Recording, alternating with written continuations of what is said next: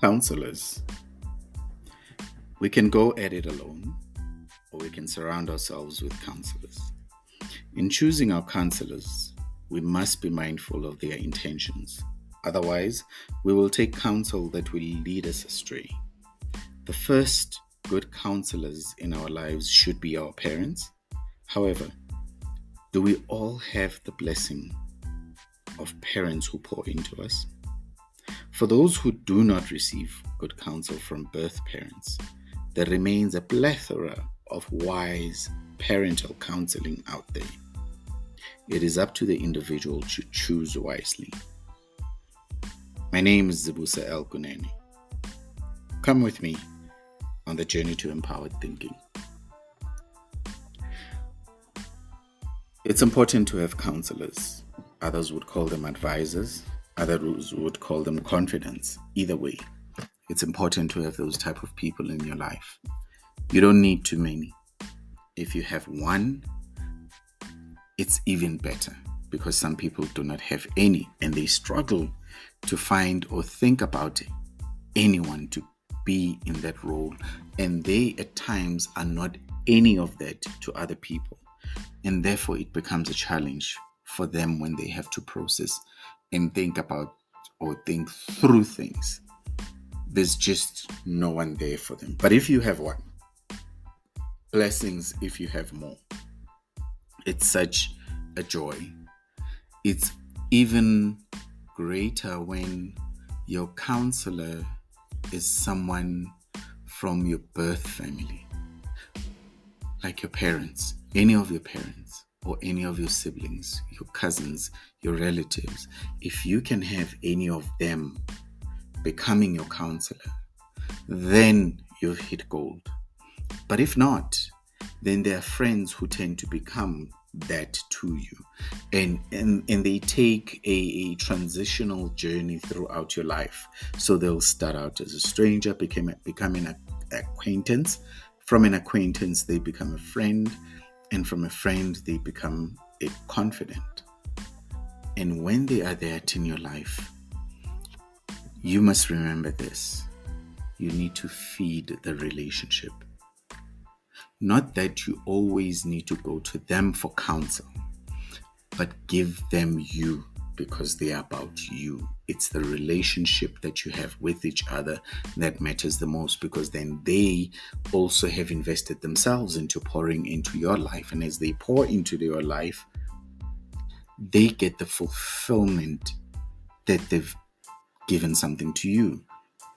Similarly, when you then nurture the relationship, it helps you. I often listen to Trevor Noah, and there's this one video that I watched, and I think I also watched his podcast, where he was talking about it gets lonely when he is out there. I think it was with this guy who does On Purpose. I know you've already remembered that and you've said it in your mouth, but that guy, Jay Shetty. So he's having a conversation with Jay Shetty, and they're talking about, that energy that you get when you're on stage and you get so pumped up, and then you get that adrenaline rush, you get that excitement, and then when you're out there and you've left the stage, and then it's all quiet, and then there's nothing, there's no one, and it's just you, and you want to share that moment.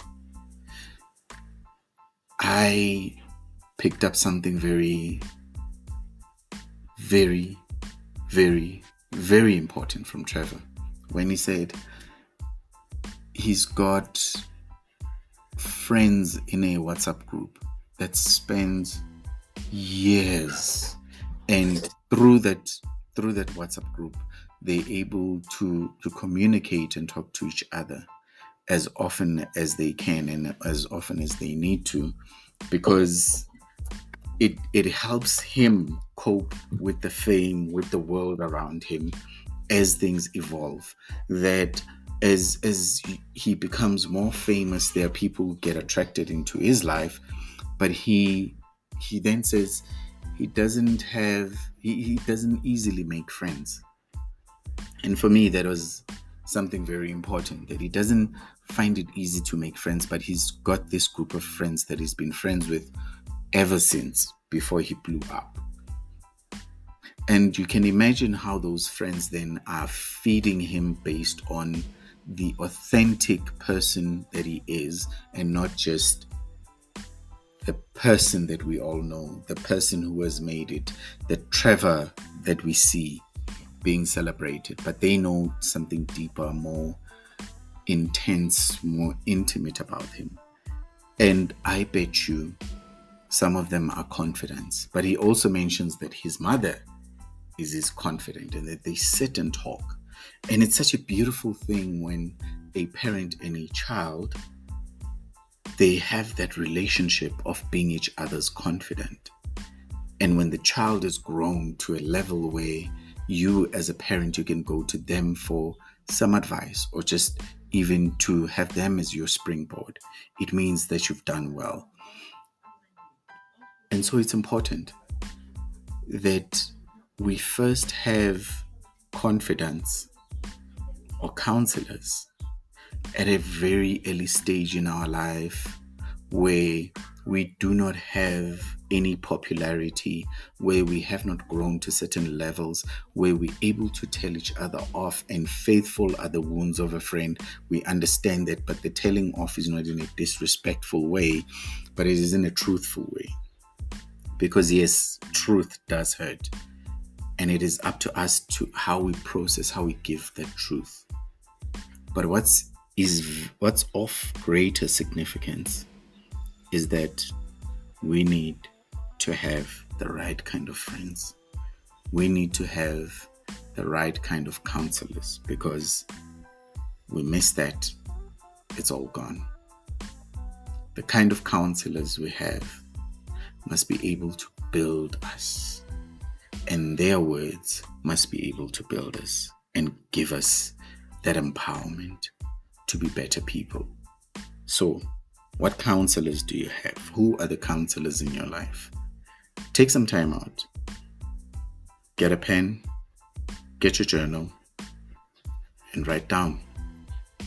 These are the people I know, and of the people I know, these are my friends.